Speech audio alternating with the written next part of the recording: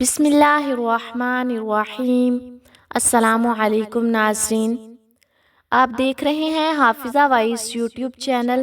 ناظرین، آج ہم آپ کو بتائیں گے نمرود بدبخت کے بارے میں کہ جس نے خدائی کا جھوٹا دعویٰ کیا اور ایک حقیر مخلوق کے ذریعے اپنے انجام کو پہنچا۔ ناظرین، پوری دنیا پر حکومت کرنے والا ایک ایسا بدبخت بادشاہ جس کو اللہ تبارک و تعالی نے ایک لنگڑے مچھر کے ہاتھوں قتل کروا دیا۔ دنیا کی تاریخ میں ایسے بہت سے بدبخت بادشاہ اور فرعون گزرے ہیں جن کو ان کی دولت اور بادشاہت کے نشے نے مغرور بنا دیا اور وہ خود کو خدا کہلوانے لگے اور خدائی کا جھوٹا دعویٰ کر بیٹھے۔ اور پھر اللہ تبارک و تعالی نے جو اس کائنات کا حقیقی مالک ہے اور جو وحدہ لا شریک ہے، اس نے ان جھوٹے خدائی کے دعوے داروں کو دنیا کے لیے عبرت کا نشان بنایا۔ ان کو ایسی عبرتناک موت دی جس کا کوئی تصور بھی نہیں کر سکتا اور ان جھوٹے خداؤں کو صفحہ ہستی سے مٹا دیا۔ پیارے ناظرین، خدائی کا دعویٰ کرنے والے بدبختوں میں سے ایک نام نمرود بدبخت کا بھی ہے۔ ناظرین، نمرود بابل شہر کا حاکم تھا جس نے خدائی کا جھوٹا دعویٰ کیا تھا، جس کا نام نمرود بن کنان بن کوس بن سام بن نوح تھا۔ ناظرین، دنیا میں 4 ایسے بادشاہ گزرے ہیں جنہوں نے پوری دنیا پر حکمرانی کی ہے، جن میں سے 2 بادشاہ ایسے تھے جو مسلمان تھے۔ ان میں سے ایک کا نام حضرت سلیمان علیہ السلام اور دوسرے کا نام ذوالقرنین علیہ السلام ہے، اور 2 کافر حکمران ایسے تھے جنہوں نے پوری روح زمین پر حکمرانی کی۔ ان میں سے ایک کا نام نمرود اور دوسرے کا نام بخت نصر تھا۔ پیارے ناظرین، تاریخ میں آتا ہے کہ نمرود نے پوری دنیا پر 400 سال حکومت کی۔ یہ بڑا جابر اور ظالم بادشاہ تھا۔ اس کے دور کے اندر بت پرستی عام تھی۔ لوگ اللہ تعالیٰ کی وحدانیت کو چھوڑ کر بتوں کی پوجا کیا کرتے تھے۔ نمرود کے اس دور کے اندر شرک اس طرح سے پھیلا تھا کہ تمام نمرودیوں نے اپنے خداؤں کے طور پر بہت سارے بت بنائے ہوئے تھے جن کی یہ لوگ پوجا کیا کرتے تھے، اور دوسری طرف نمرود نے بھی خدائی کا دعویٰ کیا ہوا تھا۔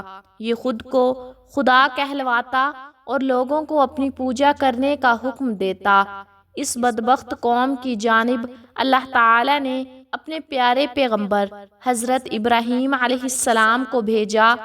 کفر و شرک و بت پرستی کے اس دور کے اندر حضرت ابراہیم علیہ السلام وہ واحد شخص تھے جو اللہ تبارک و تعالی کی وحدانیت پر ایمان رکھتے تھے اور بتوں کی بجائے اللہ تبارک و تعالی کو حقیقی خدا مانتے تھے۔ ناظرین، حضرت ابراہیم علیہ السلام نے جب نمرود کی قوم کو بتوں کی پوجا کرتے ہوئے دیکھا تو حضرت ابراہیم علیہ السلام نے نمرودیوں کو اللہ تبارک و تعالی کی وحدانیت کی طرف بلایا اور ایک خدا کی عبادت کرنے کا حکم دیا۔ لیکن نمرودی قوم ایسی بدبخت قوم تھی کہ اپنے کفر و شرک سے باز نہ آئی اور اسی طرح بتوں کی پوجا کرتی رہی۔ ناظرین، ایک دن حضرت ابراہیم علیہ السلام ان کے جھوٹے خداؤں کو جھوٹا ثابت کرنے کے لیے اس مقام پر گئے جہاں ان کے تمام بت پڑے ہوئے تھے، تو حضرت ابراہیم علیہ السلام نے ان کے تمام بتوں کو چپکے سے توڑ دیا اور اس کا الزام ان کے بڑے بت پر لگا دیا۔ نمرودی قوم جب اپنے عبادت خانے میں واپس آئے تو انہوں نے اپنے تمام خداؤں کو ٹوٹا ہوا دیکھا۔ نمرودی جو کہ جانتے تھے کہ حضرت ابراہیم علیہ السلام ہی وہ واحد شخص ہیں جو بتوں کے خلاف باتیں کرتے ہیں اور بتوں کی بجائے خدا کی عبادت کرنے کا حکم دیتے ہیں، لہٰذا وہ سمجھ گئے کہ یہ کام حضرت ابراہیم علیہ السلام کا ہی ہے۔ تو نمرودیوں نے حضرت ابراہیم علیہ السلام سے بدلہ لینے کے لیے حضرت ابراہیم علیہ السلام کو قتل کرنے کا منصوبہ بنایا۔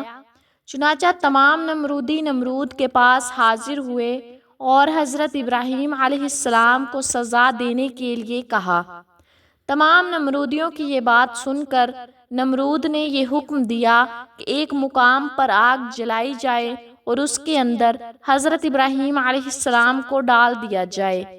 لہٰذا نمرود کے حکم کے مطابق ایسا ہی کیا گیا۔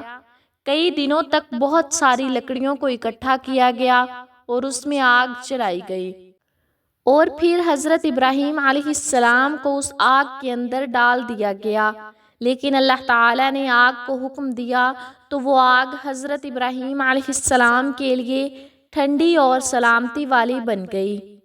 حضرت ابراہیم علیہ السلام فرماتے ہیں کہ میں جتنے دن آگ میں رہا اس وقت تک میں اللہ تعالیٰ کی خاص رحمتوں میں تھا، اور اس جیسا سکون مجھے پہلے کبھی حاصل نہ ہوا۔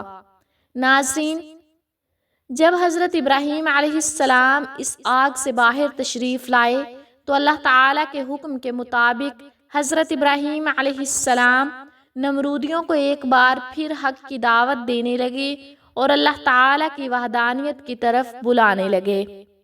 حضرت ابراہیم علیہ السلام نے نمرود کو کئی بار سمجھایا اور اپنے کفر و شرک سے باز آنے کا کہا، اور اللہ تبارک و تعالیٰ کی وحدانیت پر ایمان لانے کا حکم دیا، لیکن نمرود نے اللہ تبارک و تعالیٰ کی وحدانیت کا انکار کر دیا اور حضرت ابراہیم علیہ السلام سے مناظرہ کرنے لگا، اور حضرت ابراہیم علیہ السلام کے سامنے خدائی کا دعویٰ کر دیا۔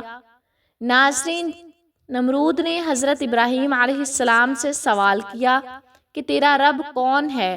تو حضرت ابراہیم علیہ السلام نے ارشاد فرمایا کہ میرا رب وہ ہے جو زندگی اور موت دیتا ہے۔ اس پر نمرود تکبر سے مسکرایا اور کہنے لگا کہ یہ تو میں بھی کر سکتا ہوں۔ چنانچہ نمرود نے 2 قیدیوں کو بلایا جن کو سزائے موت ہو چکی تھی۔ ان میں سے ایک قیدی کو نمرود نے آزاد کر دیا اور ایک کو پھانسی لگا دیا، اور اس طرح نمرود حضرت ابراہیم علیہ السلام سے کہنے لگا کہ دیکھو، ایک کو میں نے زندگی دے دی اور ایک کو میں نے موت دے دی۔ اس طرح نمرود حضرت ابراہیم علیہ السلام کے سامنے اپنی باطل دلیلیں پیش کرتا رہا اور دعویٰ کرنے لگا کہ حقیقی خدا میں ہوں، بتا تیرا خدا کون ہے؟ تو اس وقت حضرت ابراہیم علیہ السلام نے اس بدبخت نمرود کی عقل کے مطابق کہا کہ میرا رب وہ ہے جو سورج کو مشرق سے نکالتا ہے اور مغرب میں غروب کرتا ہے۔ اگر تو سچا خدا ہے تو سورج کو مغرب سے طلوع کر کے دکھا۔ چنانچہ حضرت ابراہیم علیہ السلام کی یہ بات سن کر نمرود کا رنگ اڑ گیا اور وہ لاجواب ہو گیا۔ اس طرح نمرود پوری قوم کے آگے ذلیل اور رسوا ہو گیا۔ اس کے بعد کئی دفعہ حضرت ابراہیم علیہ السلام نے نمرود کو اللہ تبارک و تعالیٰ کی وحدانیت کی طرف بلایا، لیکن نمرود اپنی سرکشی سے باز نہ آیا اور اسی طرح اپنے کفر و شرک کی طرف ڈٹا رہا۔